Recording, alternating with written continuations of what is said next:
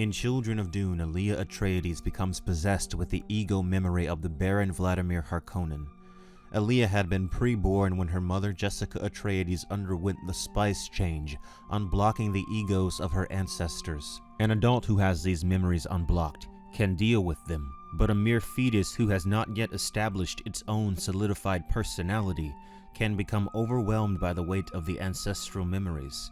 In the chaos of the raging memories, the Baron Vladimir Harkonnen called out to Aaliyah. He offered to help her keep the others at bay, if only she would allow him to come to the surface at times. Slowly, the Baron takes more and more control over Aaliyah's mind and body. By the end of it all, her physical appearance has even begun to change. The Bene Gesserit sisterhood had a word for people like Aaliyah. They called them abominations. The sisterhood knew that the preborn almost always succumbed to the malevolent egos of their memories. The Bene Gesserit policy was to kill anyone suspected to be an abomination on sight. The sisterhood simply considered it too great a risk to allow such unstable power to exist. Leto and Ghanima were also preborn.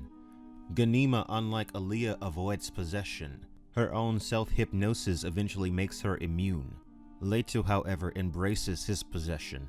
He merges with Harem, an ancient ruler of men. Leto calls him an ultimate ancestor. If Harem had not lived, the distant future would never be. Harem had started a dynasty which lasted 3,000 years, breeding subjects which were easily led by a god king. It was a design of our genetic history and the workings of the spice. My twin sister Ghanima and I were awakened in the womb, aroused before birth into the presence of our ancestral memories. Lord, my sisterhood calls that abomination. And rightly so, the Lord Leto said.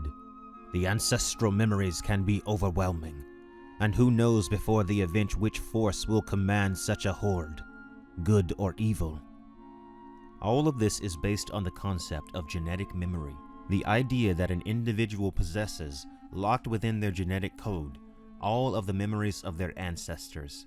If only they could unblock these memories, they would possess a near infinite wellspring of ancestral knowledge.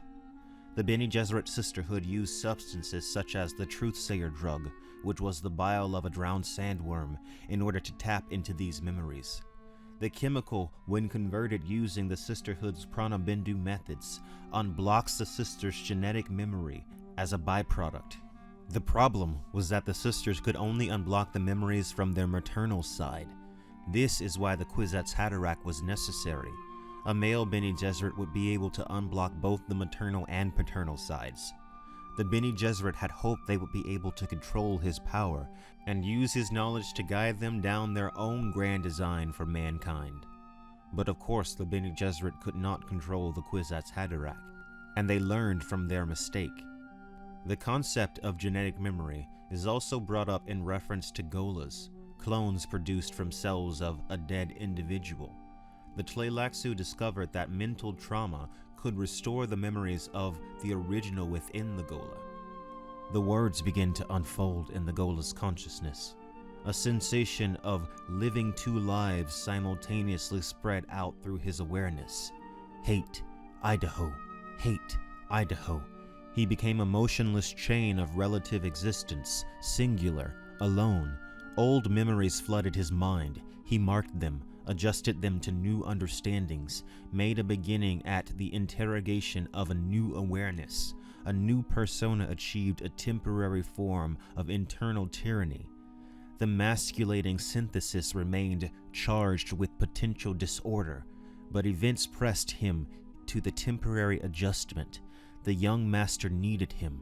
It was done then.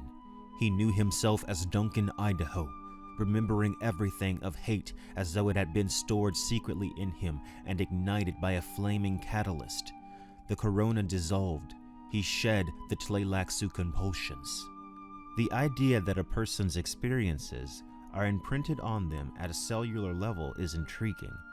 No matter how much of recorded history was lost, within their DNA, humans would still hold the inheritance of their ancestors.